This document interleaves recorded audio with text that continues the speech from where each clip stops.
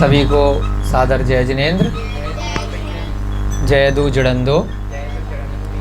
आज दशलक्षण पर्व का सन 2025 में और वीर निर्माण संबंध ऐसे चल रहा है 2551 दशलक्षण महापर्व। हम लोग सुनपुरा ग्राम गौतम बुद्ध नगर मिथिलापुरी तीर्थ क्षेत्र के नाम से ये क्षेत्र अब धीरे धीरे प्रसिद्धि को प्राप्त हो रहा है। हम लोग सभी यहाँ ज्ञान नानम गुरुकुल के प्रांगण में, छोटा सा प्रांगण है और छोटे से नन्हे मुन्ने बच्चे हैं। हमारे अभिषेक गुरु जी का बहुत बहुत यहाँ पर योगदान है। साथ में विनय भैया हैं और अभिषेक जी की धर्मपत्नी मैंसी जी पहली बार दशलक्षण पर्व इस वर्ष यहाँ मना रही हैं। हम लोग आज यहाँ उत्तम क्षमा धर्म जो पहला दिन है दशलक्षण का उसको मनाएंगे। तो ऐसे ही मन में विचार आया, अभिषेक भैया जी ने कहा कि भैया जी आप भी कुछ क्लास लीजिए। पिछले साल तक तो हम रेगुलर कक्षाएं यहाँ ले रहे थे, पिछले साल भी संभव है, परंतु कुछ दिनों से कभी महाराष्ट्र की कल्याणी जाना रहा, कभी कहीं तो शिफ्टिंग की वजह से, अलग अलग क्षेत्रों के काम की वजह से क्लास में हमारी कक्षा में कंटिन्यूटी नहीं आ पाई। परंतु आज शुभ दिन, कोशिश करेंगे कि एक कक्षा कम से कम आधा घंटा तो, या हो सके तो 45 मिनट या 1 घंटा प्रतिदिन दशलक्षण के बाद भी किसी न किसी रूप में हमारा भी आप लोगों के साथ मन लगा रहेगा और आपको भी कुछ ना कुछ नया सीखने को मिलेगा। तो जब कक्षा लगानी थी तो उत्तम क्षमा दिन पर सब जगह मंदिरों में प्रवचन होते ही हैं, यहाँ पर भी हो ही रहे हैं सुबह से। तो उसके लिए तो हमने अभिषेक जी और विनय जी को बोल दिया है कि वो डिपार्टमेंट, वो या मंजू दीदी या काजल है, मैंसी जी हैं, जो भी लोग हैं, आधा घंटा 20 मिनट जो उनकी स्वेच्छा है उस हिसाब से वो डिसाइड आज से कर लेंगे कि किस हिसाब से उनको, हमारी रुचि रहती है थोड़ा सा कुछ नया सीखने को मिले। पहले भी कई बार चर्चा हुई है यहाँ के अध्यापकों के साथ, तो कि कुछ ऐसा हमारा विचार रहता है कि हम भी कुछ नया सीखें, जो हमने विषय पहले कभी नहीं लिया हो या नहीं पढ़ा हो, तो हमें भी सीखने को मिले और साथ साथ और जो लोग हैं उनको भी सीखने को मिले। तो इसलिए बिल्कुल एक नया ग्रंथ आगरा से हमें मिला था पीछे, सम्यक्त कौमुदी। दिखा देते हैं इसको आप लोगों को, कैमरा भी चालू है भैया का, और बहुत धन्यवाद हमारे राघव जी और विजय जी का। तो सम्यक्त कौमुदी है, संभवतः पढ़ा नहीं है तो अभी आपके समक्ष ही, और अपने विचारों से इसको थोड़ा सा समझने का प्रयास करेंगे मिल करके। इसमें छोटी छोटी कथाएं हैं अलग अलग, उन कथाओं के माध्यम से कुछ ना कुछ हम सम्यक दर्शन के बारे में, सम्यक दर्शन है, सम्यक ज्ञान है और सम्यक चारित्र है, ये तीनों मिलाकर के रत्नत्रय कहलाते हैं। आप लोग बच्चे लोग तत्वार सूत्र आपके गुरुजी पढ़ाते रहते हैं बीच बीच में, काफ़ी सारे छोटे बच्चे भी हैं, कुछ बड़े लोग भी हैं, तो हो सकता है छोटे बच्चों को थोड़ा कम समझ में आए, लेकिन हम प्रयास करेंगे कि उनको भी कुछ ना कुछ इसमें मिलेगा सीखने के लिए। बोर्ड भी लगा लिया है, तो हमारे विनय जी या जो भी यहाँ पर होंगे थोड़ी थोड़ी हेल्प भी करेंगे। और एक आईपैड भी हमें कहीं से मिला था, तो कोशिश करेंगे अगर कोई स्क्रीन लग गई तो इस आईपैड पे पेन से अगर हम लिखते हैं तो स्क्रीन पे आ जाता है पीछे। तो कल से कोशिश करेंगे स्क्रीन वगैरह का अगर पॉसिबिलिटी बनी तो। चलिए, तो आज हम सम्यक्त कौमुदी की पहली कथा प्रारंभ करते हैं। बता देते हैं कि इसके संपादक हैं आचार्य श्री अजित सागर जी महाराज। हिंदी अनुवाद किया है पंडित पन्नालाल जी साहित्यकार ने। बहुत सारे ग्रंथ पन्नालाल जी ने लिखे हैं, जिसमें हरिवंश पुराण भी है, आदि पुराण है, पद्म पुराण है। पन्नालाल जी ने बहुत मेहनत करी हुई है, पुराने आचार्य साहित्याचार्य रहे हैं। तो उनके द्वारा ही ये ग्रंथ हिंदी में अनुवाद किया गया है और आगरा से इसका प्रकाशन हुआ है अग्रवाल दिगंबर जैन बड़ा मंदिर मोती कटरा से। संभवनाथ भगवान ने नमन किया है प्रारंभ में, 2008 में ये प्रिंट हुआ है और यहाँ पर शांति सागर महाराज जी की भी इसमें प्राचीन फोटो है, आचार्य श्री शांत सागर महाराज की।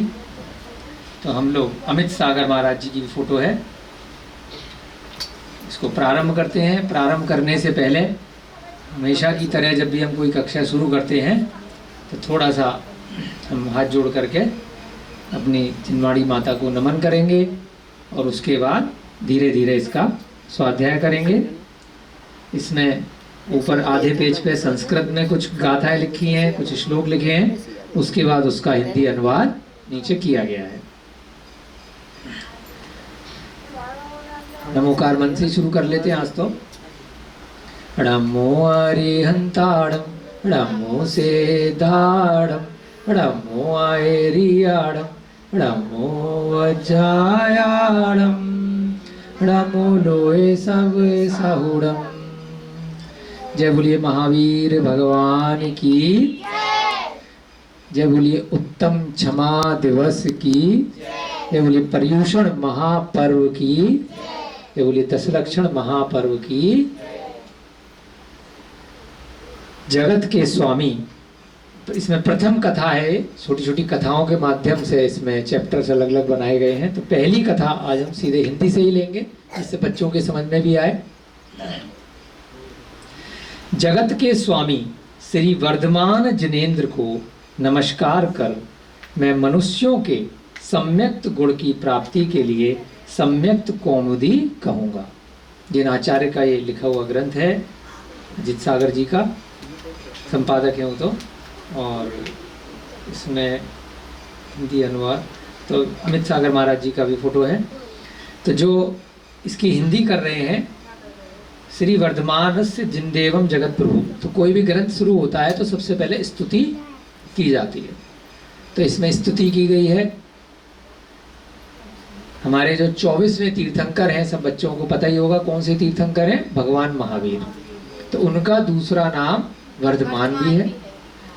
तो भगवान वर्धमान को नमस्कार करके कोई भी ग्रंथ क्यों लिखा जा रहा है या क्यों पढ़ा जा रहा है कि मुझे भी सम्यक दर्शन की प्राप्ति हो, मुझे भी सम्यक गुण की प्राप्ति हो। एक वक्ता होता है, एक श्रोता होते हैं, आप लोग हैं, एक लेखक है तो एक उसको पढ़ने वाला है। जब आप लिख दिया उसके बाद पढ़ रहे हैं तो पाठक हो गए, लेखक हो गए। हम यहाँ इसको पढ़ रहे हैं तो वक्ता हो गए और आप लोग इसको सुन रहे हैं, कोई है ना, तो आप लोग श्रोता हो गए। तो श्रोता लोगों को भी हो सकता है, बहुत सारे लोगों का बाहर भी दिमाग रहता है। हमारा भी स्कूल में रहता था जब छोटे थे, छोटे हो या बड़े हो, इसमें कुछ लगा दे। तो श्रोता के गुण भी रहते हैं कि वो थोड़ा कंसंट्रेट करते हैं, पूरा रुचि के साथ में एकाग्रचित्त होकर के सुनते हैं। जनरली कई बार ग्रंथ ऐसे हो जाते हैं कि कई बार बोरिंग हो जाते हैं, तो बच्चों को हो सकता है नींद आए। हाँ ये देखो पीछे। तो अगर थोड़ा बहुत बोर होने लगे तो जो बच्चा बोर हो रहा हो तो थोड़ा इशारा कर देना, थोड़ा हम उसको हंसाने का प्रयास करेंगे। लेकिन जो भी इस ग्रंथ में, ये प्रथमा नियोग के ग्रंथ कहलाते हैं। 4 प्रकार के अनुयोगों में जिनवाणी को बांटा गया है आचार्यों के द्वारा। तो जिसमें सबसे पहले प्रथमा नियोग आता है। प्रथम माने पहला, फर्स्ट। फिर आता है चरणानियोग, फिर करणानियोग, फिर द्रव्यानियोग। इस प्रकार से 4 अनुयोगों में समस्त द्वादशांग को बांटा गया है। तो प्रथमा नियोग में कथाओं का संग्रह रहता है, कहानियां, किस्से रहते हैं, स्टोरीज रहती हैं। अब उन स्टोरीज को जब आप सुनते हैं तो आपको उसको पिक्चराइज करना होता है अपना सुन करके। सुन किससे रहे? कानों से, कर्ण इंद्रिय से। परंतु साथ में सुन कौन रहा है? आपका मन सुन रहा है ना। अगर किसी के मन नहीं है, दिमाग नहीं है, आत्मा ही नहीं है, तो भले ही कान भी है तो सुन ही नहीं पाएगा आदमी। अगर निर्जीव है, मृत्यु हो गई है डेड बॉडी है तो क्या सुनेगा? तो सुनने के लिए उपकरण का काम तो कान कर रहे हैं, परंतु सुन कौन रहा है? आत्मा सुन रही है। तो आजकल क्या है, टीवी आ गया, मोबाइल आ गए, वीडियो आ गए, फोटोज आ गई, तो इसलिए बच्चे जल्दी से वीडियो इत्यादि के माध्यम से चीज़ें विजुलाइज कर लेते हैं, पिक्चराइजेशन उसका कर लेते हैं। तो आदत पड़ गई है कि सीधे वीडियो दिखा दो, परंतु जो मूल रूप है किसी भी कथा को सुनने का, समझने का, तो वो लिखने के माध्यम से ही है या कहने के माध्यम से ही है। तो उसके द्वारा आप लोगों से थोड़ी विनती रहेगी हमारी, पहला दिन है कि जो भी हम कह रहे हैं, अगर कोई स्टोरी बन रही है तो चाहे आंख बंद करके सुनो, चाहे आंख खोल करके, उसकी पिक्चर बननी चाहिए माइंड में, है ना। पहले तो पिताजी, दादाजी सब लोग स्टोरी जी सुनाते थे रात को बैठा करके, माताजी भी।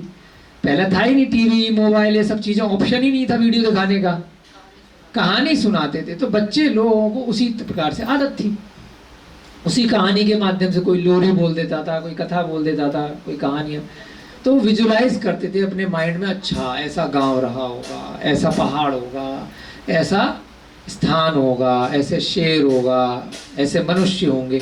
तो वैसे ही अब थोड़ा सा आपको 10-15 साल पीछे जाना पड़ेगा, ये मान करके कि आपने कभी यूट्यूब नहीं देखा, आपने कभी मोबाइल नहीं देखा, क्योंकि तभी फिर आपको आनंद आने।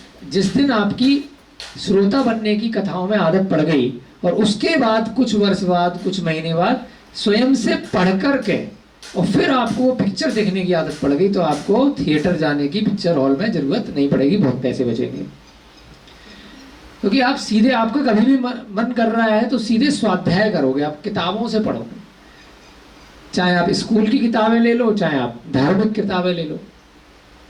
तो वही चीज़ हम यहाँ पर छोटे बच्चों से भी रिक्वेस्ट कर रहे हैं, जो बच्चे यहाँ गुरुकुल से बड़े हो गए हैं, टीचर बन गए हैं, जो यहाँ डॉक्टर साहब भी बैठे हैं और भी विजय इत्यादि बड़े लोग बैठे हैं, उनसे भी यही हमारा विनम्र निवेदन है।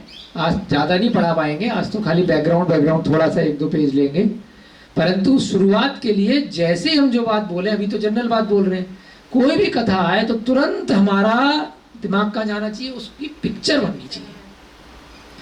किसी भी चीज की अगर हमने पिक्चर बना ली अपने माइंड में, तो उसको बोलते हैं फोटोजेनिक मेमोरी। वो कभी भी आप भूलोगे नहीं, आपकी स्मरण शक्ति में हमेशा हमेशा के लिए फिट हो जाएगी।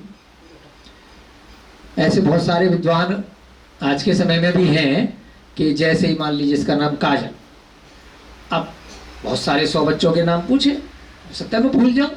जैसे ही काजल नाम सुना, नंबर से सबने नाम बोला, तो मैंने दिमाग में क्या बनाया, काजल की इमेज बना ली, है ना। तो अब 1 दिन बाद, 2 दिन बाद, 3 दिन बाद भी क्या होगा, मुझे वो इमेज याद रहेगी, फिर मैं कहूँगा यार ये चीज़ क्या होती है, काजल होती है ना। अब इनका नाम मान लीजिए अभिषेक, तो तुरंत इमेज बना दी कि भगवान का अभिषेक करते। इस प्रकार से हमने एक बार एक क्लास अटेंड करी थी, उनका नाम महावीर जैन था, मुखर्जी नगर में, अब शायद बताते हैं, हो सकता है उनका देहांत हो गया। तो बहुत विद्वान थे, आप नेट पे देखोगे तो IAS की कोचिंग कराते थे। उन 1000 बच्चे बैठे हैं, उसके बाद पूछ लिया तो सबके नाम याद, एक कितनी भी बड़ी फिगर लिख दी, फिर उल्टा हो गए तो उल्टा पढ़ के सुना देंगे, सीधा पढ़ के सुना देंगे। तो अब वो कैसे कराते हैं, तो इसकी टेक्निक्स भी आजकल आती हैं। कोई फोटोजेनिक मेमोरी, कि आपने किसी भी चीज़ को जैसे किया तो 1-2 सेकंड सोचा, फिर उसकी मेमोरी में पिक्चर बना ली, तो वो आपको लंबे समय तक याद रहेगी। तो वही चीज़ हमें यहाँ पे कथाओं में करनी है प्रथमान योग में, कि जैसे ही कोई कथा चल रही है तो बस उसमें डूब जाओ। आजकल 5D भी आ गया ना, पहले 3D आया, 2D आया, 5D आया, अब थिएटर आ गए। बहुत सालों से तो नहीं गए, लेकिन 10-12 साल पहले एक बार एक मित्र के साथ हम राजौरी गार्डन में गए, थिएटर में, एक वो देखने के लिए। तो कुर्सी भी हिल रही है, जब बारिश का सीन आ रहा है तो बारिश हो रही है ना, कोई पहाड़ का सीन आ रहा है तो पूरी कुर्सी ऐसे ऐसे करके वहाँ घुस रही है, तो आपको फील हो रहा है कि आप उसके मूवी के अंदर घुस गए। ऐसी बहुत सारी टेक्निक आ गई है आजकल, चश्मे आ गए हैं, लगा करके आप पिक्चर देख रहे हो, अवतार मूवी आई थी उसके, तो लगेगा कि आप उसके अंदर घुस गए। तो ऐसे ही स्वाध्याय में प्रथमान योग में खास तौर पर आपको क्या करना है, घुस जाना है किताब के अंदर। तो जिस दिन आप घुसना सीख गए तो उस दिन इतना आनंद आएगा, इतना आनंद आएगा, फिर आपको ये दुनियादारी बिल्कुल अच्छी नहीं लगेगी। और बस जैसे ही समय मिला, जैसे ही लोग गए अपने काम धंधे से, स्कूल से, यहाँ वहां से, व्यवसाय से, व्यापार से, जैसे ही फ्री हो गए आप ग्रंथ उठाओगे और भाई कल क्या कहानी चल रही थी, आगे क्या होगा। आजकल चलता है ना वो डेली सोप बोलते हैं, जो नाटक आते हैं ना टीवी पे, डेली जैसे साबुन से नहाते हैं। तो एक मित्र ने बताया कि डेली वाला जो नाटक चलता है वो हंसने वाला भी आता है और वो स्टोरी चलती है बहुत सारी। तो लोगों को क्या चिंता होती है, क्योंकि साथ भी कहीं बहू थी, ऐसे बहुत सारे सीरियल आते हैं डेली वाले। तो अब कल क्या होगा, कल क्या होगा। तो ऐसे ही ग्रंथ में आपको होना चाहिए, स्वाध्याय में जनवाणी की ऐसी आदत होनी चाहिए कि नींद आ रही है, थकान हो रही है, कहीं जाना है, अरे यार क्या होगा। अब किसी कारण से आपको छोड़ना पड़ा क्योंकि कहानी बड़ी थी, तो बस पूरे दिन उसका चिंतन चल रहा है और इंतजार कर रहे हो उतने बजे का कि अब उसके बाद क्या होगा, क्या होगा। तो ऐसी ही चीज यहाँ पर हम चाह रहे हैं कि अगले 10 दिनों तक, और अगर ये ग्रंथ तो देखो बहुत बड़ा है तो शुरुआत करिए, 10 दिन में नहीं हो पाएगा। तो हम भी कोशिश करेंगे कि 10 लक्षण के बहाने से 1-2 महीने ये पूरा ग्रंथ हमारा कंप्लीट हो जाए और आप लोगों की रुचि बनी रहे। इधर उधर कहीं भी जाओ तो लेकिन आओ, क्योंकि कल के बाद पता नहीं क्या होगा, उसका क्या हुआ, उसका अजगर का क्या हुआ, उसका शेर का क्या हुआ, उस भगवान महावीर के पूर्व जन्म के जीव का क्या हुआ। तो कथा आपके दिमाग में 24 घंटे चलनी चाहिए। ये कथाएं ही सम्यक दर्शन को बढ़ाने वाली कथाएं हैं। बाकी सारी दुनिया की जो फिल्मी स्टोरी है, जो इधर उधर की गप्पों वाली कहानी है, जो मनोरंजन की कहानियां हैं, जो आपको सिर्फ भटकाने वाली है, तो उनमें कुछ भी सार नहीं है, सत्य नहीं है। जैसे हम लोग यहाँ बैठे हैं तो सामने दिख रहा है कि मनुष्य बैठे हैं तो सत्य है। अब किसी ने कहा भाई स्पाइडरमैन घूम रहा है, तो वो एक कथा हो सकती है, कोई सच नहीं है, फिर भी मनोरंजन के लिए जा रहे हैं। किसी ने कोई भी अपने मन से कहानी बना दी, इमेजिनेशन, एक क्रिएटिवनेस है, परंतु उसमें आपको कुछ सीखने को मिल सकता है, परंतु आवश्यक नहीं है कि वो सत्य कथा हो। यहाँ जो जिनवाणी की कथा है, जो भगवान महावीर के मुख से निकली है, वह सत्य कथा है और उनसे हमें वैराग्य भावना बहुत आती है। हमें इन कथाओं को पढ़ करके अपने पूर्व जन्म का भी आभास होने लगता है।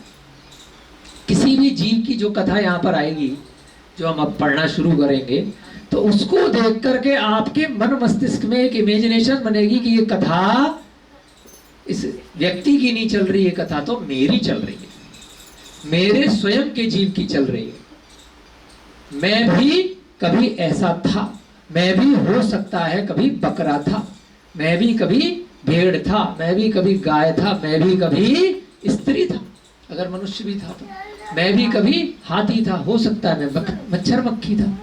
तो कहीं पर भी कोई भी पर्याय में मेरा पूर्व जन्म में जन्म हो सकता है और अगले जन्म में भी मैं जैसे कर्म करूंगा उस हिसाब से मेरा जन्म होगा। तो ये सत्य कथाओं के माध्यम से आचार्य भगवान हमें कुछ ना कुछ प्रेरणा दे रहे हैं। तो हमें अब आगे कथा पढ़ने चालू करनी है और धीरे धीरे करके आपके माइंड में पिक्चर बन जानी चाहिए।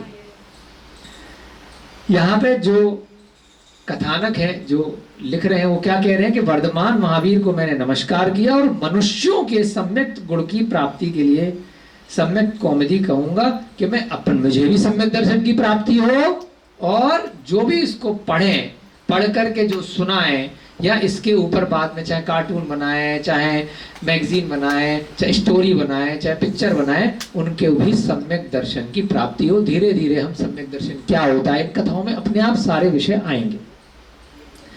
मैं श्रुत के सागर गौतम स्वामी नामक गणधर की तथा सर्वज्ञ भगवान के मुख से प्रकट हुई उस प्रसिद्ध जिनवाणी की स्तुति करता हूं। अब गौतम स्वामी कौन है? कुछ लोगों को पता होगा, जो नए बच्चे हैं, नए लोग हैं। गौतम स्वामी भगवान महावीर यानी वर्धमान के प्रमुख गणधर हैं। जैसे भगवान का जब समूह शरण लगता है तो भगवान की जो ध्वनि होती है, हम तो यहाँ बोल रहे हैं, हमारे होठ चल रहे हैं, उनके होठ नहीं चलते, सिर्फ बस चुप बैठते हैं और अंदर से ओमकार ध्वनि निकलती है, ओम, बस। अब उस ओमकार ध्वनि में ही जो वहां उनके गणधर होते हैं, प्रमुख गणधर थे भगवान महावीर के गौतम स्वामी, तो वो एक तरह से ट्रांसलेटर का या स्पीकर का काम करते, जैसे यहां पर अभी वर्तमान में यहां पे स्पीकर लग रहा है। कई बार कोई कॉन्फ्रेंस होती है, कोई बड़ी मीटिंग होती है जहां पर बहुत सारे अलग अलग भाषाओं के लोग आते हैं, तो अब कैसे ट्रांसलेट किया जाए, तो ट्रांसलेटर बिठाए जाते हैं कि भाई किसी ने चाइनीज में बोला, किसी ने जापानीज में बोला, किसी ने रशियन में बोला, किसी ने स्वीडिश में बोला, किसी ने फ्रेंच में बोला, किसी ने हिंदी में बोला, किसी ने इंग्लिश में बोला। अब अलग अलग देशों के राष्ट्रपति आए हुए हैं, अलग अलग देशों के मंत्री आए हुए हैं, तो भाई किसी के समझ में जरूरी नहीं है ना वहाँ की भाषा है, तो लाइव ट्रांसलेशन करते हैं। 10-20 लोग, एक्सपर्ट लोग अलग अलग भाषाओं के पीछे लाइन से बैठ जाते हैं। इसका भी एक अलग कोर्स होता है। फिर जैसे भैया ने हेडफोन लगा रखा है, तो ऐसे हेडफोन लगा लेते हैं। आपने पार्लियामेंट के सेशन में कई बार लोकसभा चैनल DD1 वगैरह पे टीवी पे देखा होगा ना कि हेडफोन लगाते हैं। इसलिए लगाते हैं कि उनको सुनना है, इसलिए लगाते हैं कि भैया उनको हिंदी में सुनना है, कोई अंग्रेजी में बोल रहा है, उनको गुजराती में सुनना है, उनको बिहारी में सुनना है। अपने देश में भी बहुत सारी भाषाएं चलती है ना, तो अब वो इतनी जल्दी कोई ऑटोमेटिक कंप्यूटर ट्रांसलेट नहीं कर रहा है, लोग बैठते हैं। तो अब उनका क्या काम होता है, इधर से सुना और साथ साथ कंटिन्यूअस ट्रांसलेशन होता है। एक बार हमें भी मौका मिला था, वियना गए थे कॉन्फ्रेंस में, ऑस्ट्रिया, तो हमें भी ऐसा एक आईपैड दिया गया, 1 हफ्ते के लिए गए थे हम, तो और हेडफोन दे दिया। तो जो भी लेक्चर चल रहा था, गिनी चुनी कुछ 10-15 भाषाएं थी, हम कुछ भी सिलेक्ट कर सकते हैं, तुरंत इमीडिएटली एज इट इज वही ट्रांसलेशन करके फिर हमने बाद में देखा कौन कर रहा है, पता चला पीछे लाइन से 20-25 लड़कियां बैठी थी अलग अलग। तो उनका काम केवल ये था कि इधर से बोलना है और आंख बंद करके बस एक कान से सुन रहे थे और कंटिन्यूस बोल रहे थे, इतना फास्ट होता है।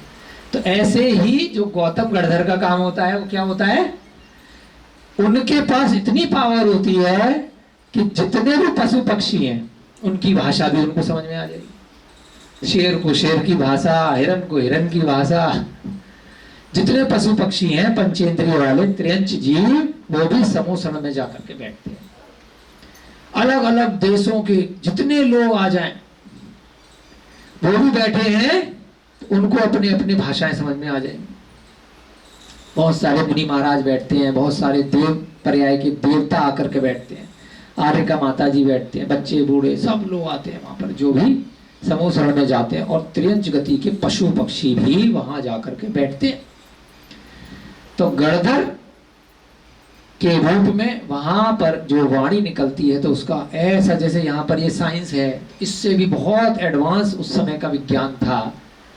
ऐसी साइंस है कि उसमें जितने जीव 12 योजन में जो समोसरण का एरिया रहता है, गोल समोसरण रहता है, भगवान चतुर्मुखी रहते हैं, मूल शरीर रहता है और फिर 3 जगह उनका मुख रहता है, गोल रहता है पूरा समोसरण। तो जितने लोग चारों तरफ से बैठते हैं, सबको सुनाई देता है, दिखाई देता है, बिल्कुल क्लियर। तो अब ये जो बात बता रहे, ये भी इमेजिन करना कि समोसरण कैसा होता है, कैसे गणधर वहां पे बोल रहे हैं और कैसे भगवान महावीर ओमकार ध्वनि में बोल रहे हैं। हर चीज पिक्चराइज करो, तो इतना इंटरेस्ट आएगा, इतना आनंद आएगा, तो ध्यान इधर उधर भटकेगा ही, ना भूख लगेगी ना प्यास लगेगा, बस भैया जी बताते जाओ, हमें तो क्लास खत्म ही नहीं होनी चाहिए। इतना आनंद आएगा, घर जाने का टाइम ही नहीं देखेंगे मंजू दीदी कि भैया टाइम हो गया, कि इनका टाइम हो गया। अरे आनंद आ रहा है, ऐसा 10 दिन में आनंद आया कि भैया ये तो आप कंटिन्यू रखो, आगे भी रोज 1 घंटा आधा घंटा। तो इन्होंने जिनवाणी की स्तुति करी। अब जो जिनेंद्र, जिन माने हम लोग बहुत सारे जैन होते हैं ना, जैन धर्म भी पढ़ रहे, तो जैनेन्द्र, जिनेंद्र, जिन माने जो जिनेंद्र भगवान है उनकी वाणी, उसको क्या बोलते हैं, जिन वाणी। अब जिन शब्द कहां से आया विनय भैया जी, जिनका क्या मतलब है, जिसने अपनी इंद्रियों को जीत लिया हो उनको बोलते हैं जिनेंद्र। जिन इंद्रियों को जीत लिया। इंद्रियां कौन कौन सी हैं, स्पर्श, रसना, घ्राण, चक्षुगुण, इनको जीतना है अपने को। बाहर अभी आए थे यहाँ पे कुछ लोग लड़ते रहते हैं गांव वाले आपस में, तो दूसरों को जीतने से काम नहीं चलता। कैसे बन गया? हेलो, अपनी इंद्रियों को जिसने जीत लिया वो भगवान है, और दूसरों को जीतने वाले तो सैकड़ों, हजारों, करोड़ों लोग मिलेंगे। इसको मारा, उसको मारा, जीत लिया, राजा महाराजा, और आपस में भी हमने पड़ोसी को जीता है ना। जो शक्तिशाली है, जो बड़ा है, चाहे पैसे से या शक्ति से, बॉडी से, तो दूसरे को जीत ही लेगा किसी भी तरीके से। कोई दिमाग से बड़ा है, कोई शक्ति से बड़ा है, परंतु जिसने अपनी इंद्रियों को जीत लिया वो जिनेंद्र बन गया, वो भगवान बन गया, उसकी सब पूजा स्तुति करते हैं। तो अपने को क्या करना है? अपनी इंद्रियों को जीतना है। तो यहाँ पर जिन्होंने इंद्रियों को जीत लिया ऐसे वर्धमान महावीर हैं, और उनके मुख से जो ध्वनि निकल रही है समूसरण में गौतम गणधर के माध्यम से, वो द्वादशांग हम लोगों के समझ में आ रही है, तो उसको भी स्तुति करता हूं। इसके पश्चात मैं शास्त्र रूपी समुद्र के पारगामी उन निर्ग्रंथ गुरुओं की मन वचन काय की शुद्धि के द्वारा पूजा करता हूं।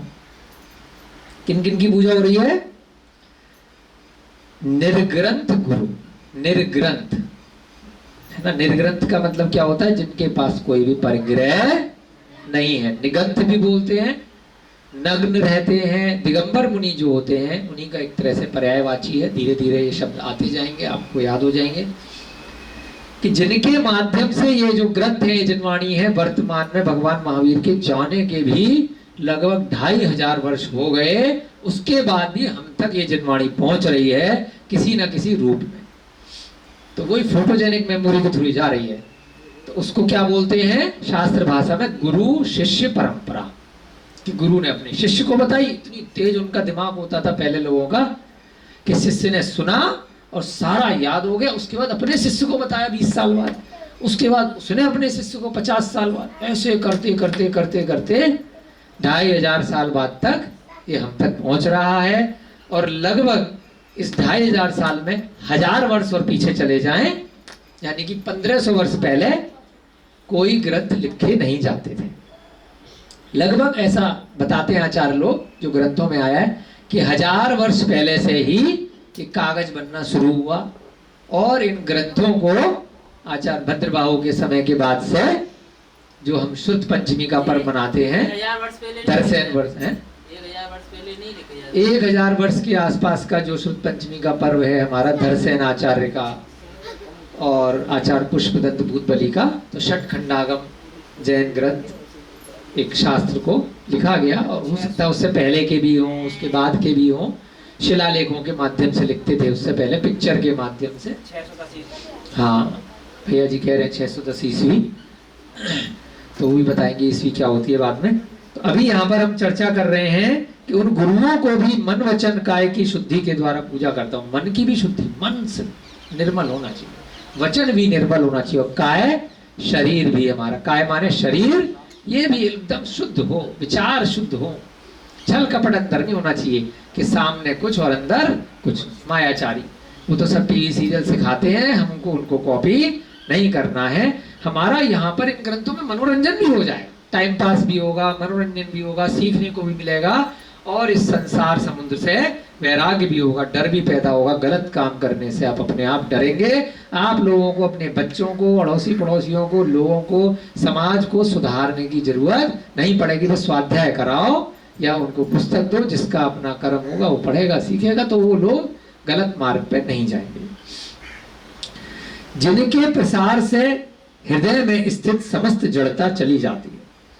जो हृदय में जड़ता, जड़ता माने कठोरता, जड़ होता है ना, आदमी जड़ हो गया, कठोर हो गया, जड़ बुद्धि हो गया, तो वो चली जाएगी। जब आप ये ग्रंथ पढ़ोगे तो आप कैसे हो जाओगे? बड़े शांत स्वभाव के हो जाओगे, निर्मल बुद्धि हो जाएगी। अरे यार ठीक है, कोई गुस्सा नहीं आएगा, कषाय अपने आप धीरे धीरे कम हो, उनकी पूजा भक्ति से नष्ट हो जाती है। जिन्होंने समस्त पदार्थों को जान लिया है तथा जो समस्त रिद्धियों से विभूषित हैं, ऐसे श्रीमान वृषभ सेन आदि को लेकर गौतम स्वामी पर्यंत समस्त गणधरों को नमस्कार करता हूं। वृषभ सेन कौन आ गए हैं? आदिनाथ भगवान के गणधर थे, उनके पुत्र थे वृषभ सेन। वृषभ देव नहीं है ना। तो बीच बीच में थोड़ा सा एक्स्ट्रा भी नॉलेज इधर उधर की देते रहेंगे जो इधर उधर से हमने पढ़ा है। पहले गणधर कौन थे? आदिनाथ, पहले तीर्थंकर। उनके पहले गणधर थे उनके सुपुत्र वृषभ सेन। सबसे पहले उन्होंने दीक्षा ली थी, तो गणधर बने थे। तो अब अंतिम गणधर यहां पर कौन है? गौतम स्वामी। उनके बाद भी मोक्ष गए हैं कुछ लोग, जैसे सुधर्माचार्य और जम्बू स्वामी। गौतम गणधर के बाद केवल ज्ञान की प्राप्ति हुई और मोक्ष भी गए, परंतु गणधर के रूप में गौतम गणधर थे वहां पर, जब भगवान महावीर थे उस समय प्रमुख गणधर। तो ऐसे समस्त रिद्धियों से विभूषित वृषभ सेन आदि को लेकर, आदि माने क्या होता है? प्रारंभ। पहले वृषभ सेन थे और गौतम स्वामी पर्यंत, पर्यंत माने जो अंत, सबसे अंत में कौन हुए? गौतम स्वामी। उन समस्त गणधरों को भी मैं नमस्कार करता हूं, क्योंकि उन्हीं के माध्यम से तो ये ग्रंथ आए है ना। भगवान तो अपना समुद्र में ओंकार में बैठ गए। अथानंतर अब जो है कहानी चालू हो रही है। नमस्कार हो गया पहले पैराग्राफ में, अब पिक्चर बननी है आपके दिमाग में, चालू होनी चाहिए। अथानंतर जम्मू द्वीप संबंधी भरत क्षेत्र के मगध देश में राजगृह नामक वह नगर है, जहां निरंतर उत्सव होते रहते हैं। जैसे अपने अभी अभिषेक भैया जी को बहाना चाहिए, उत्सव का रोज कोई ना कोई उत्सव होता है। तो ऐसे ही राजगिरी आज भी क्षेत्र है बिहार प्रांत में, मगध देश उसे बोला करते थे उस समय। जम्मू द्वीप के अंदर भरत क्षेत्र एक जगह है। तो हमारे भैया जी जरा एक छोटा सा गोला बना देंगे, थोड़ा सा पिक्चराइजेशन माइंड में होनी चाहिए कि हम कहाँ की बात कर रहे हैं। एक गोला बना दो बड़ा सा। हाँ, अब इसमें नीचे एक लाइन खींच दो यहाँ पे, ठीक है। ये जो गोला है, ये गोला है जम्मू द्वीप। क्या है? हम इसी गोले के बहुत बीच में बैठे, एक तरह से भी बता देंगे हम कहां पर है। ये जो नीचे वाली लाइन है, यहां है भरत क्षेत्र। क्या है? भरत क्षेत्र। इस भरत क्षेत्र के 6 खंड हैं, 5 मलेच्छ खंड है और 1 आर्य खंड है। ऐसे कितने क्षेत्र हो गए? 6 कहां हुए? अभी तो 3 हुए। एक लाइन और आएगी इसमें बीच में, इसको बोलते हैं विजयार्थ पर्वत। ये विजय भैया बैठे ना, इनके आगे अर्थ लगा दो बस, विजयार्थ। विजयार्थ, विजय को आधा कर दो, तो विजयार्थ पर्वत, इसका नाम है विजयार्थ पर्वत। यहां से लेके यहां तक भरत क्षेत्र है। तो इसके कितने हिस्से हो गए? 1 2 3 4 5 6। तो ये वाला जो हिस्सा है इसको बोलते हैं आर्य। हमारे रोहतास जी अपने नाम के आगे आर्य लगाते हैं। आज इनको पता चलेगा आर्य का मतलब क्या होता है, कि ये जो आर्य खंड है इसमें रहने वाले सभी लोग आर्य हो गए। तो यहां से निकला रोहतास जी आपका नाम, ठीक है। हर चीज का महत्व है, ग्रंथों से धीरे धीरे सीखते हैं, उसको लिंक करो। बाकी जो 5 रह गए वो कौन से हैं? मलेच्छ है ना, वहां मलेच्छ खंड होते हैं। तो इस भरत क्षेत्र के अंदर आर्य खंड है। इस आर्य खंड में हमारा भारत देश है, सारे देश इसी के अंदर है। चाहे अमेरिका है, चाहे अफ्रीका है, चाहे एशिया है, ऑस्ट्रेलिया है ना, यूरोप है। ये सारे जो महाद्वीप हैं, उत्तर अमेरिका तक 7 महाद्वीप जिनको बोलते हैं, वो सब कहां पर है? इसी आर्य खंड में, नीचे वाले हिस्से में, यहाँ पर नीचे बीच वाला है ना। बाकी के 5, ऊपर के 3 और दोनों नीचे के साइड के, ये क्या है? मलेच्छ खंड है। ये जो हमने लाइन खींची है, ये कौन सी नदी है? गंगा नदी है और ये सिंधु नदी है। ये 2 नदियां हैं, बहुत बड़ी बड़ी विशाल। यहाँ वाली गंगा सिंधु के अलावा ये दूसरी बहुत बड़ी नदियां हैं। वहां पर अभी कभी आयु होगी तो जाएंगे, आप लोगों को घुमा के लाएंगे, है ना। लेकिन अभी नहीं जा सकते क्योंकि हमारे पास शक्ति वाहन नहीं है ऐसे। तो इन 2 नदियों के कारण और विजयार्थ पर्वत के कारण इसके 6 हिस्से हो जाते हैं। तो इस आर्य खंड के अंदर क्या है, हमें पिक्चराइज करना है कि हम कहाँ बैठे हैं। जम्मू द्वीप के अंदर भरत क्षेत्र है और भरत क्षेत्र के अंदर ये आर्यखंड है। इस आर्यखंड में भारत देश है, वहां पर क्या है, मगध देश, मगध प्रांत जो आजकल बिहार वगैरह के आसपास है। उसमें एक राजगिरी नाम का नगर है, राजगृह बोलते थे पहले उसको, राजगिरी भी बोलते हैं, जहां निरंतर उत्सव होते रहते हैं, उत्कृष्ट जिन मंदिर विद्यमान हैं और जहां जैन धर्म के आचरण तथा उत्सवों से सहित श्रावक रहते हैं। श्रावक माने श्रद्धावान, विवेकवान और क्रियावान।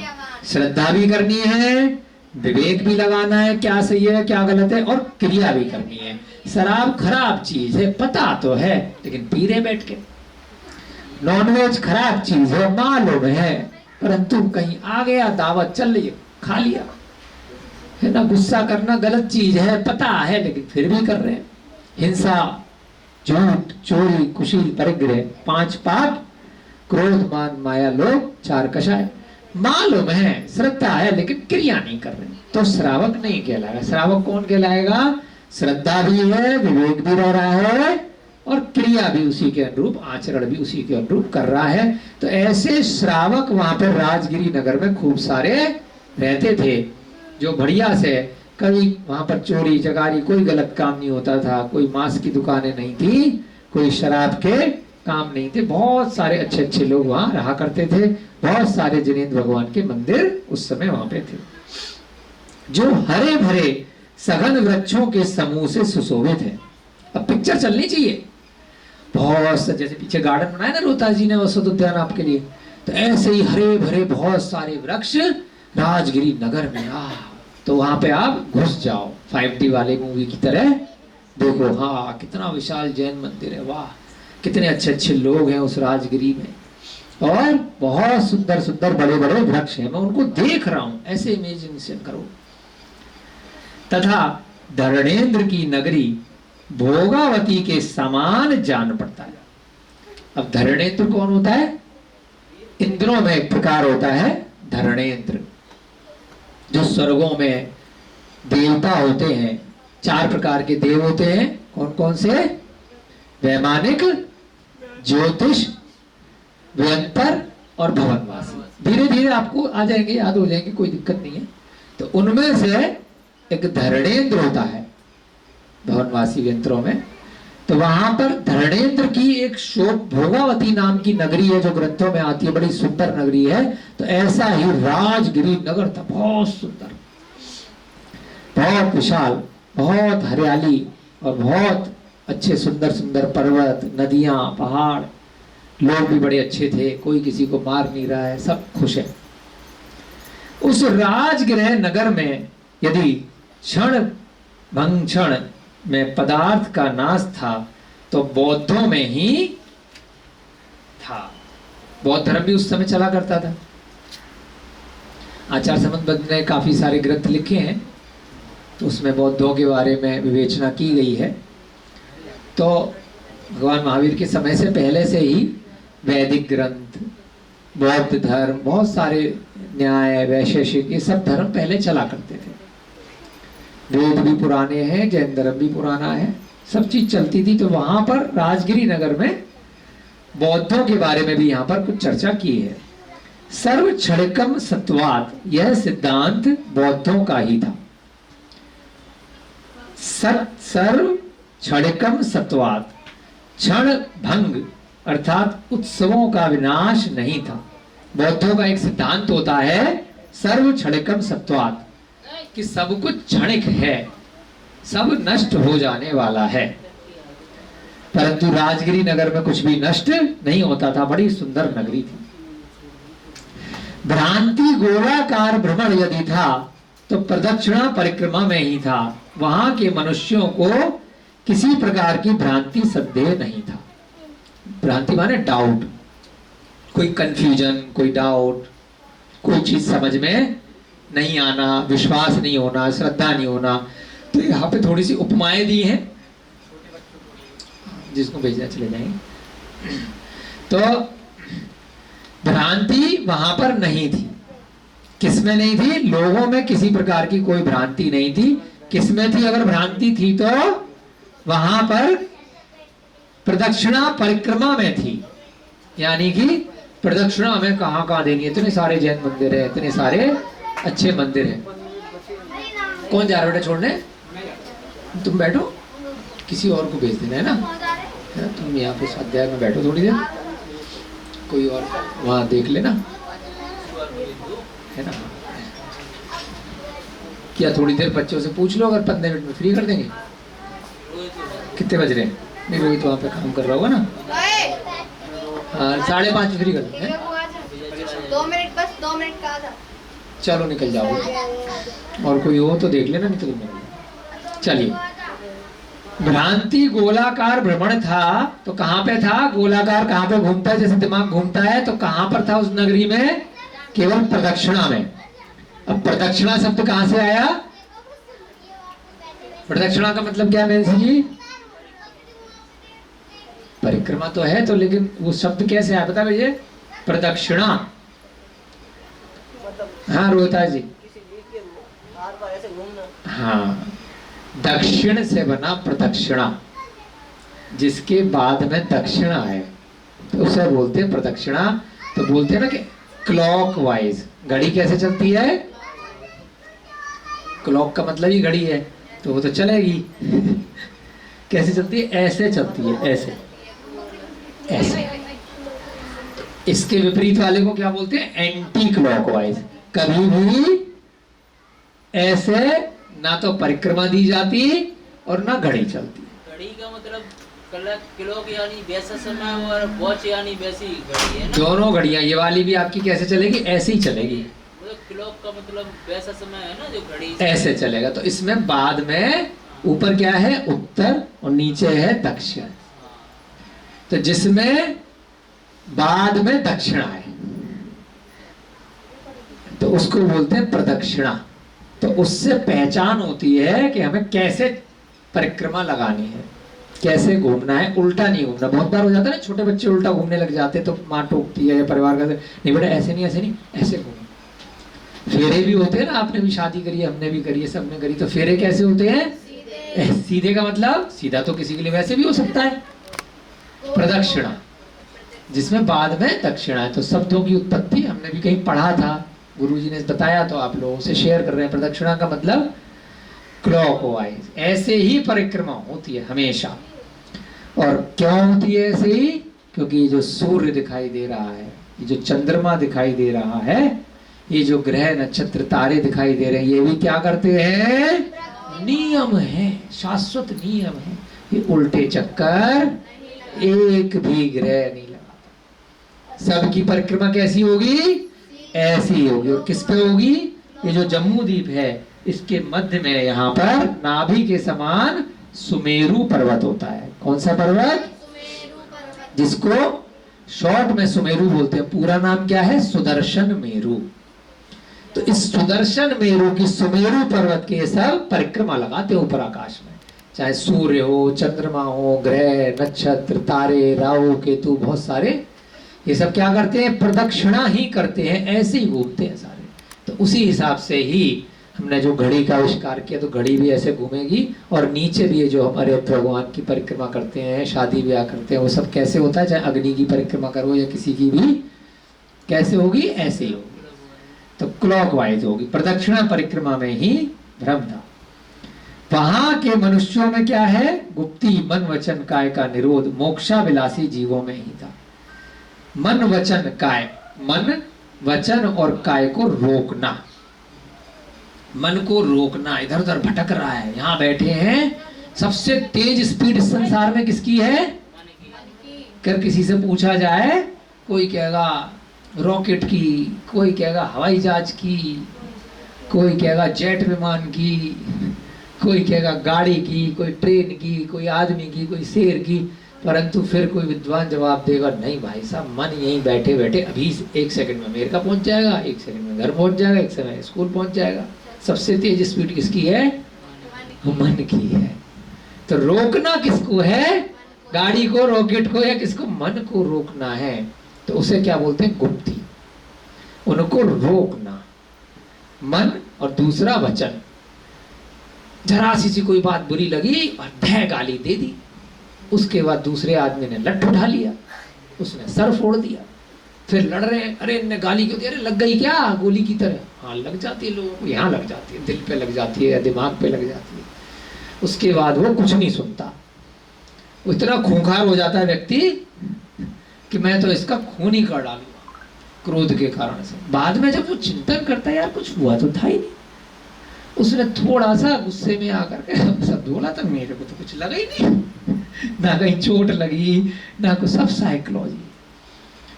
तो इसलिए वचन की गुप्ती कि बुरा ना बोलो, ना बुरा सोचो, है ना बुरा सुनो। आता है ना गांधी जी के 3 बंदर, ने पहले भी एक बार बताया था किसी क्लास में कि चौथा बंदर भूल गए। चौथा कौन सा बंदर था? बुरा ना सोचो, सुनो तो है ही है, बोलना, सुनना और देखना। ये गांधी जी के 3 बंदर फेमस है, थे कि नहीं थे पता नहीं, कहानियों में आता है कि गांधी जी 3 बंदर रखते थे, कहते थे एक का आंख पे पट्टी है, एक के कान पे है और एक के मुंह पे है। और चौथा बंदर वो लिखने वाला, कहानी वाला, उसका खुद का चिंतन नहीं रहा। अरे देख लिया किसी ने किसी को मारा, उसने ध्यान ही नहीं दिया, गाली दी, सोचा ही नहीं, आगे बढ़ गए।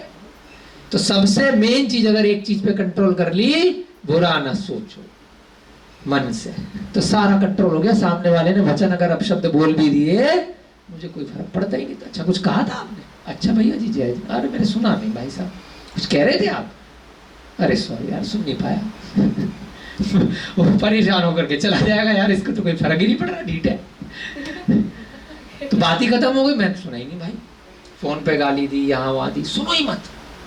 कहते हैं एक कान से सुना दूसरे कान से निकाल दी, काम खत्म, पैसा है। ऐसे ही काय शरीर के माध्यम, काय माने शरीर के माध्यम से कोई गलत काम नहीं करना, मन वचन काय से गलत काम नहीं करना, उसकी प्रवृत्ति को रोक देना, ये क्या कहलाती है? गुप्ती।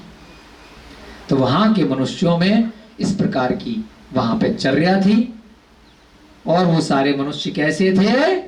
मोक्ष अभिलाषी जीवों में ही था, मोक्ष अभिलाषी कि हमें भी मोक्ष जाना है। बहुत हो गया इस संसार चतुर्गतियों में चक्कर, कभी देव तो कभी नारकी, कभी मनुष्य तो कभी त्रियंच, पशु पक्षी। अब बहुत हो गया संसार के दुख, कभी मनुष्य बन गए तो पैसे के लिए परेशान है, कभी जानवर बन गए तो खाने पीने की जुगाड़ नहीं है। अब यहाँ पे मनुष्य तो गर्मी लगी पंखा लग गया ना, बेचारे जानवरों को कहाँ है? अपन बोल सकते हैं भूख लग रही हो, कहाँ बोल पा रहे? मिल गया तो मिल गया, नहीं मिला तो नहीं मिला। तो इस प्रकार से मोक्ष के अभिलाषी थे सारे की सारे लोग। वहां पर कहाँ की बात हो रही है? राजगिरी नगर की चर्चा चल रही है अभी कि कैसी थी, इमेजिन करो। वहां के मनुष्यों में गुप्ती धन आदि को छिपाकर रखने का भाव ही नहीं था, पैसे छिपा करके नहीं रखते थे। इतना पैसा था सबके पास कि छिपाएंगे, दूसरा आदमी चोर है ही नहीं क्योंकि उसके पास भी है, सबको पैसा बांट दो। प्रवृत्ति से कोई मन से हो सकता है कि मेरे पास सारा आ जाए, लेकिन अगर लोगों का स्वभाव भी अच्छा है, मन अच्छा है, तो कोई किसी का चोरी करेगा ही नहीं। जब चोरी करेगा ही नहीं तो छिपा के क्यों रखूं? लॉकर में, यहाँ वहां गड्ढे खोद करके, तिजोरी में या भंडार गृह में। वहां पर गृह स्त्री का पाड़ी ग्रहण विवाहों में ही होता था। जो स्त्री होती थी उसका पाणी ग्रहण जैसे अभी भी होता है, तो विवाह इत्यादि की रस्म पूरी करके होता था। ऐसे गर्लफ्रेंड बॉयफ्रेंड के चक्कर, कहीं से भी फोन फ्रेंड, वो सिस्टम नहीं था। अन्य मनुष्यों में कर गृह टैक्स का ग्रहण नहीं था। तो कितनी बढ़िया अच्छी व्यवस्था थी, वाह ऐसा हो जाए यार भारत में। आज टैक्स ही नहीं था, किसी प्रकार का कोई टैक्स नहीं, कोई जीएसटी नहीं, कोई इनकम टैक्स नहीं, कोई एक्साइज नहीं। टैक्स के चक्कर में तो सारा काय क्लेश है, सब लोग परेशान हैं। सब फ्री कर दिया तो सब मस्त घूम रहे हैं बढ़िया से।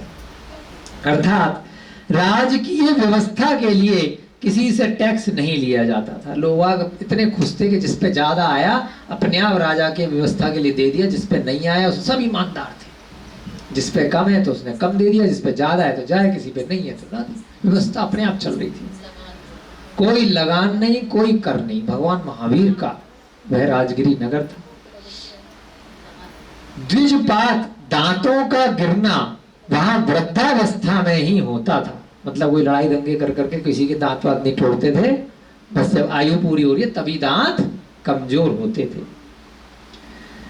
ब्राह्मण आदि त्रिवर्णों में दुराचार आदि के कारण किसी प्रकार का पतन नहीं होता था। 4 प्रकार के वर्ण होते हैं, जिनमें 3 प्रमुख हैं, ब्राह्मण, वैश्य और क्षत्रिय। चौथा होता है शूद्र। तो इन 3 वर्णों में जो क्षत्रिय, ब्राह्मण और वैश्य वाले वर्ण हैं, उनमें कोई भी दुराचार नहीं करते थे। स्पेशली लिखा है, हो सकता है शूद्रों में लड़ते, शूद्र बोलते ही उन्हीं को है, वो कई बार जन्म से नहीं होते, कर्म से होते हैं। जो मांस खा रहा है वो शूद्र है, निकृष्ट है, मलेच्छ है, बुरा आदमी है। जो शराब पी रहा है, जो क्रोध कर रहा है, दूसरे का धन हड़प रहा है, जो जिसमें व्यवहार नहीं है, जो व्यभिचारी है, जो पर स्त्री को देख करके उस पर लपेट हो रहा है, वो सब शूद्र है, बुरा आदमी है। तो ऐसे लोगों को बोलते हैं। तो ऐसे लोग वहां थे ही नहीं, सब सदाचार से रहते थे। सदाचार यानी कि जिनका आचार सद है, अच्छा है। जहां शून्य ग्रहों का दर्शन द्यूत कीड़ा जुआ के खेल में ही होता था, वहां शून्य उजाड़ ग्रहों का दर्शन नहीं होता था। कुछ लोग थोड़ा टाइम पास के लिए जुआ हुआ खेल लेते होंगे, वो तो अनादिकाल से सिस्टम चला आ रहा है ना। तो उसको क्या बोलते हैं? धूत कीड़ा।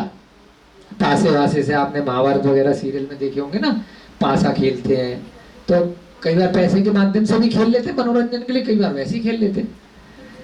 तो जहां पर शून्य ग्रहों का दर्शन, यानी कि जहां कोई नहीं रह रहा है, अकेले में बैठ करके कौन द्यूत कीड़ा जुआ का खेल लोग वहां खेल लेते थे, वहां शून्य उजाड़ ग्रहों का दर्शन नहीं होता था। वैसे कोई भी उजाड़ बंजर जगह या खंडर इत्यादि नहीं थे। शून्य ग्रह माने जाने बिल्कुल बेकार हो गई जगह, ऐसी कोई जगह नहीं थी। एकांत में अगर कोई है तो कोई ना कोई बैठ करके वहां पे गेम खेल रहा होगा, कुछ चल रहा होगा। अर्थात सब घर गृह स्वामियों से परिपूर्ण रहते थे। हर घर में कोई ना कोई लोग रह रहे थे। बाकी जो जगह बची थी तो रोहिताज जी की तरह लोगों ने पेड़ पौधे लगा के रखे होंगे, बढ़िया से जंगल बना करके। आया ही था इसमें वर्णन कि भाई नदी और पर्वत बहुत अच्छे अच्छे सुंदर हैं, वहां पर उद्यान है बड़े अच्छे अच्छे। जिस राजगृह नगर में विपदाक्रांत पक्षियों के पैरों अथवा उनके स्थान स्वरूप घोंसलों से आक्रांत वृक्ष ही थे, वहां के मनुष्य विपद आक्रांत विपत्ति से आक्रांत नहीं थे। ये थोड़ा सा शुरू का बैकग्राउंड चल रहा है। जैसे कोई मूवी शुरू होती है, पिक्चर शुरू होती है, तो पहले जगह दिखाते हैं ना कि जगह कैसी है। अमिताभ बच्चन की रिकॉर्डेड आवाज चलती है, जबकि वो फिल्म में नहीं होता है, वो पूरा बैकग्राउंड बताता है। थोड़ा अमिताभ बच्चन या कोई भी दूसरा ऐसा एक्टर होता है जिसकी आवाज भारी हो। तो वैसे ही यहाँ पर पहला पैराग्राफ किस चीज का चल रहा है कि जहां की कथा शुरू होने वाली है राजगिरी नगर की, तो वो है कैसी, कहां पर है, तो वो भी आपके माइंड में पिक्चर उसकी बननी चाहिए। तो वहां पर राजगिरी नगर में विपदाक्रांत पक्षियों के पैरों अथवा उनके स्थान स्वरूप घोंसलों से आक्रांत वृक्ष थे। वहां पेड़ कैसे थे? जैसे यहाँ पे होते हैं ना, मक्का के पेड़ हैं, आम के पेड़ हैं, आंवले के पेड़ हैं, इमली के पेड़ हैं, लीची के पेड़ है। तो क्या होता है उसमें पक्षी खाते। तो अगर कोई आक्रांता वहां पर था तो किसको आक्रांता बोला है? परेशान करने वाला पक्षियों को बोला है। अमरूद खा रहा है, आम खा रहा है, पपीता खा रहा है, सेब खा रहा है। अगर कहीं पर निशान है उद्दंडता के तो किसके हैं? पक्षियों के। तो अच्छी बात है, अगर आप कहीं पर भी अपने घर के आसपास पेड़ पे पक्षी को अगर अमरूद खाते हुए देखोगे, कितना मन को शांति मिलती है। खा यार खा, मन करता है ना बच्चों का। माली का मन करेगा जिसको बेचना है, उसका मन करेगा डंडा लेकर के भगाओ। और जिसने अपने घर में लगाया, जिसको बेचना नहीं है, जिसको स्वयं को खाना है, उसको पक्षियों को खिलाने में इतना आनंद आएगा। यार तू सारे खा ले, तू लीची सारी खा ले, तू अमरूद सारे खा ले, मैं तो बाजार से 4 अमरूद खरीद के खा लूंगा, तू ये 50, 100, 500 अमरूद जो लगे पक्षी खाएं। क्यों? वहां चहचहाएंगे, उनकी जो आवाजें आएंगी उससे कितना मन को शांति मिलती है, सुकून मिलता है। तो इसलिए आक्रांता थे तो कौन थे? पक्षी थे। कहने के लिए कथनचित आक्रांता है, लेकिन उनकी आवाजों से अलग अलग तरह का जो म्यूजिक निकल रहा है उससे कितना मन को शांति मिल रही है। सरोवर यानी कि सरोवरों में स्थित कमलाकर कमल वन ही थे। अब कोई तालाब है और तालाब में आपको और कमल ही कमल दिखाई दे रहे हैं तो आपकी तो लॉटरी लगा। क्या सुंदर है। आज भी राजगिरी में जो भगवान के चरण है, जहाँ से मोक्ष प्राप्त हुआ भगवान महावीर को, पता नहीं कहाँ का आशीर्वाद है। अभी पिछले वर्ष हम गए थे, पूरे तालाब, जो जल मंदिर है इतना सुंदर राजगिरी में, पूरे तालाब में कई सौ कई हजार बीघा का वो तालाब है, बीच में जल मंदिर है। आप भी तो गए थे ना? पावापुर में भाई, पास ही है राजगिरी, पावापुर में है। तो पावापुर में जो जल मंदिर है जहाँ से भगवान को मोक्ष प्राप्त हुआ, तो सारे वो कमल ही कमल। और हजारों वर्षों से जब से वो मंदिर की रचना हुई है, जब से भगवान को मोक्ष प्राप्त हुआ है वहां पर, तब से उसका आशीर्वाद है। तो कितने सुंदर लगते हैं तालाब में कमल। ऐसे ही वहां पर वहां का वर्णन है।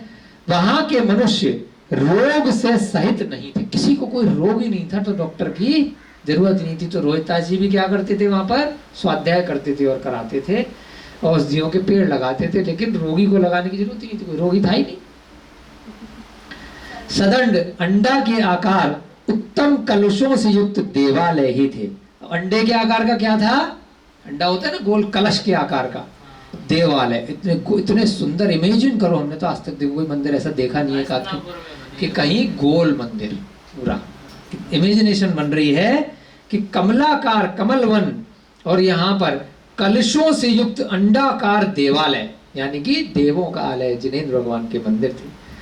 वहां पर देवालय पे ही उत्तम कलश रखे जाते थे। ऊपर कलश रखते हैं ना कई मंदिरों में ऊपर।